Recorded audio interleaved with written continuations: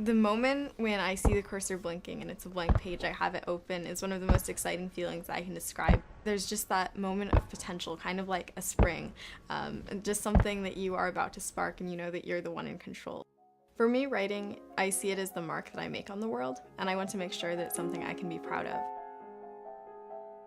When I first got my laptop when I was 6 years old, I took off and people were like, why are you skipping dinner to write? I guess it could have been seen as a little bit scary for a 6-year-old to be so into it, but I just knew that I had found what I really wanted to do.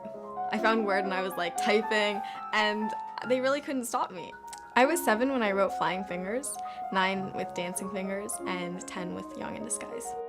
I'm not here because of any special brain power. Much as I would love to be a genius, I'm pretty sure I'm not actually, and that's something that people have to realize, that we create our own exceptionalness, which should totally be a word.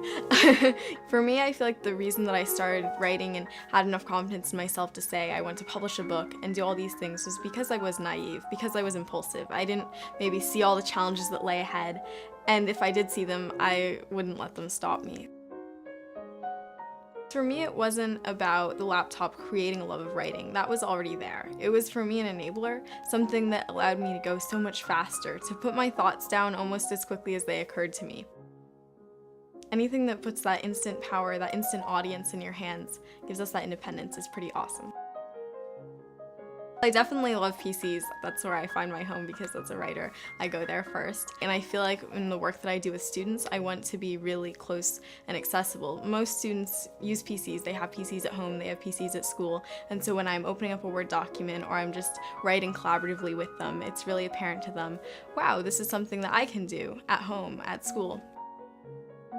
I started video conferencing with schools to teach students, and pretty soon that expanded. I got an interactive whiteboard to do presentations on, and camera, lights to start recording. Suddenly I could reach all those students via video conferencing, and I could record it, I could live stream it, I could put it on the internet for people to watch later.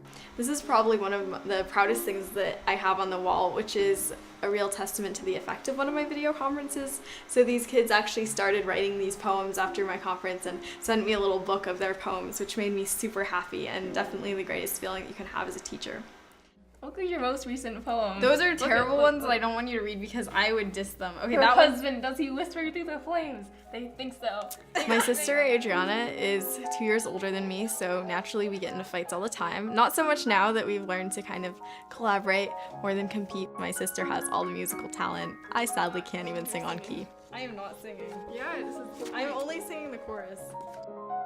My mom has been a huge influence in my life as well, from the moment when I said, hey, I want to get published. One-handed flick and then putting on, it was so funny. Oh my gosh. Every time he kept on stabbing himself in the eye. People say, I want to make a difference in a very grand general way, and while that attitude is amazing and definitely a first step, it's not good enough all on its own. Changing things starts with the confidence that you have an idea that's worth spreading. We can really give ourselves voices in ways that we might have waited for adults or media to do before. So I got back in touch with her about like the t-shirt designs and posters and stuff. I think that the feeling for me when I step out on the court and I have a basketball and I'm trying to make a shot is very similar to the way that a cursor looks blinking on a page.